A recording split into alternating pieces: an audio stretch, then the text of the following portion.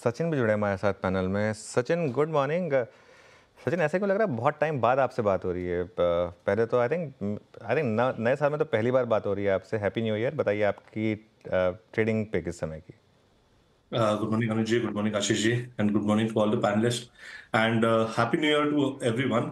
पहला शो है आज 2025 का, एंड मुझे लग रहा है यहाँ पर जिस तरीके से मार्केट ने एक अच्छा मूड बना दिया है, काफी जल्द नियर टर्म जो रेजिस्टेंस थे 24,000 के, वो काफी कॉन्फिडेंटली पार हो चुके हैं। तो मुझे लग रहा है यहाँ पर रैली काफी स्ट्रांग होगी, एंड बेस एक 23,600 पे काफी अच्छा बन चुका है। तो यहाँ पर फर्स्ट प्रेफरेंस तो यहाँ पर टाटा मोटर्स में ही थी। इनफैक्ट रचना जी ने ऑलरेडी उसे कवर कर दिया है, बट मुझे भी लग रहा है 832 से लेके 860 तक की ट्रेजेक्ट्री इस हफ्ते में इस पर्टिकुलर स्टॉक में अवेलेबल है। बट यहाँ पर एसआरएफ का भी मूवमेंट काफी शानदार था। फ्राइडे के सेशन में एक अच्छी शॉर्ट कवरिंग मूव यहाँ पर अनफोल्ड हुई है। शॉर्ट टर्म एवरेजेस में एक अच्छा कन्वर्जेंस है, प्लस इसके आरएसआई में एक पॉजिटिव क्रॉसओवर है। तो मुझे लग रहा है एसआरएफ में एक अच्छी रैली बन सकती है।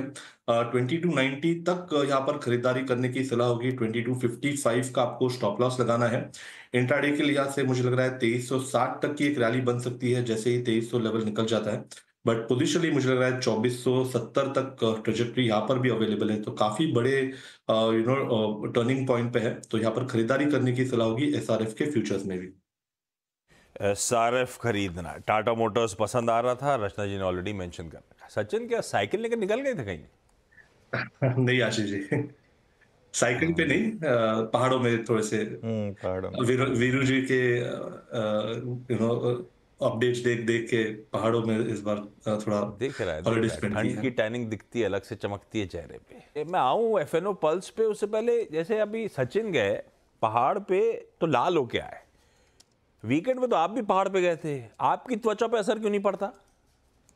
नहीं, मेरे को नहीं मालूम वो कहाँ गए थे, लेकिन मेरी त्वचा पे कोई खास असर नहीं पड़ा। लेकिन ये जो ऊपर वाला डिपार्टमेंट है ना, उसमें बड़ी राहत आई है, वो मैं ही फील कर रहा हूँ।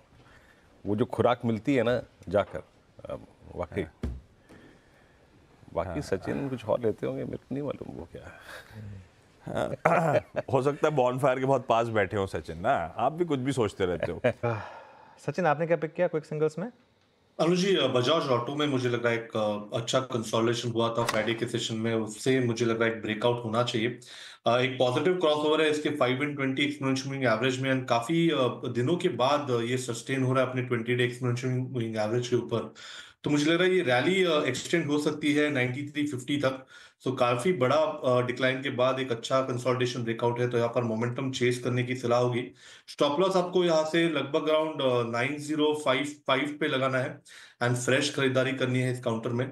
इंट्राडे का पहला टारगेट होगा 9230 का, पोजिशनल टारगेट होगा 9340 का।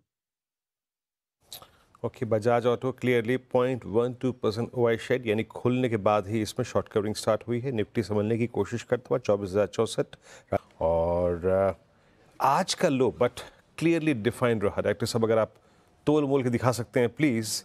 क्या ब्यूटी रही चार्ट्स की।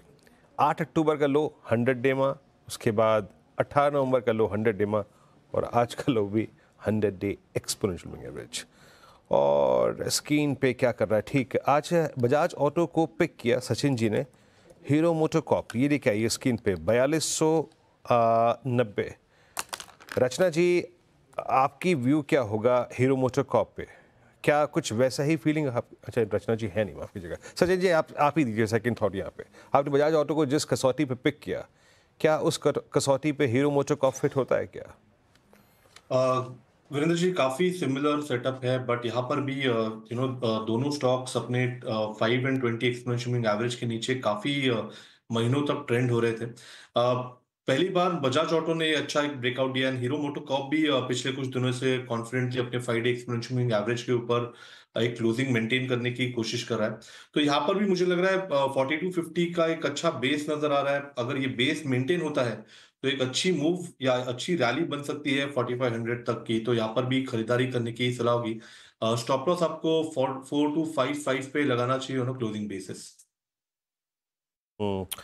सचिन, आपका ट्रेड? अनुज जी, यहाँ पर पेटीएम या 197 के फ्यूचर्स में खरीदारी करने की सलाह होगी। ओवरऑल स्ट्रक्चर देखें तो एक अच्छा कंसोलिडेशन बेस इसने बनाया था 980 के आसपास, एंड पिछले 2 दिनों का स्विंग हाई निकालने की ये तैयारी कर रहा है। जिस तरीके से डेटा है, मुझे लग रहा है जल्दी स्टॉक 1040 के आसपास का एक स्विंग बना दे। तो यहाँ पर फ्रेश लॉन्ग पोजीशंस ऐड करने की सलाह होगी पेटीएम के फ्यूचर्स में। स्टॉप लॉस आपको 988 पे लगाना है ऑन क्लोजिंग बेसिस। पहला टारगेट होगा अराउंड 1023 का, सेकंड टारगेट होगा 1044 का। ओके। को मैं पॉजिटिव रखें। सचिन के पास एक ट्रेड है। सचिन बताइए क्या पिक कर रहे हैं?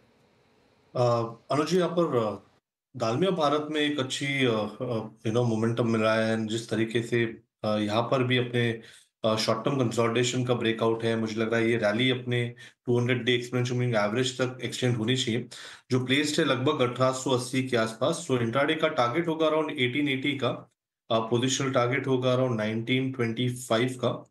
खरीदारी करनी है दालमिया भारत के फ्यूचर्स में, एंड स्टॉप लॉस आपको यहाँ से 1822 पे लगाना है ऑन क्लोजिंग बेसिस।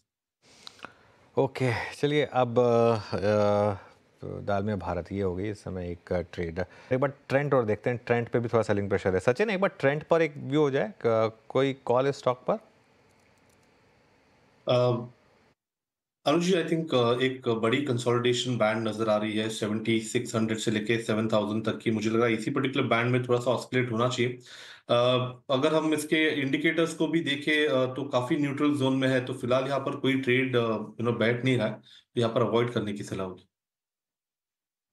अब इस शो को यहाँ समेटेंगे। सचिन जी और मानस जी हमारे साथ अगले शो में शिरकत करेंगे, तो आपसे रिक्वेस्ट करूंगा कि हमारे साथ अगले शो में बने रहें।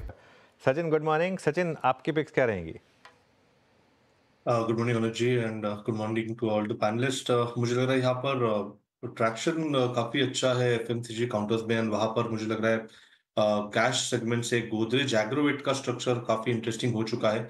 एक बुलिश पेनेंट फॉर्मेशन है डेली चार्ट पे, एंड जिस तरीके से ब्रेकआउट हुआ था फ्राइडे के सेशन में, उस ब्रेकआउट के पैटर्न टारगेट लगभग अराउंड 805 के आसपास प्लेस्ड है। तो काफी अच्छी रिवॉर्ड टू रिस्क अपॉर्चुनिटी है यहाँ पर गोदरेज एग्रोवेट में। स्टॉप लॉस आपको 742 पे लगाना है ऑन क्लोजिंग बेसिस, एंड खरीदारी करनी है 805 के लक्ष्य के लिए। जो सेकंड स्टॉक मेरे रेडार पे अभी अभी आया है वो है आईसीआईसीआई बैंक का। एक काफी इंपॉर्टेंट सपोर्ट जोन के आसपास आकर इसने एक ब्रेकआउट दिया है फॉलिंग वेज फॉर्मेशन से। 50 मिनट्स चार्ट पे ये पर्टिकुलर फॉर्मेशन है, जिसकी पैटर्न ट्रेजेक्ट्री लगभग अराउंड 1305 के आसपास प्लेस्ड है। तो यहाँ पर आईसीआईसीआई बैंक में खरीदारी करने की सलाह होगी। स्टॉप लॉस आपको 1270 पे लगाना है ऑन क्लोजिंग बेसिस, एंड 1305 हो सकता है आपका review zone. Okay, ICICI bank शानदार रिकवरी इसमें, मार्केट को भी इनफैक्ट एक बार यहीं समेटेंगे और एक ब्रेक के बाद कंटिन्यूअस शेयर लेकर आएंगे ट्रेडर्स हॉटलाइन।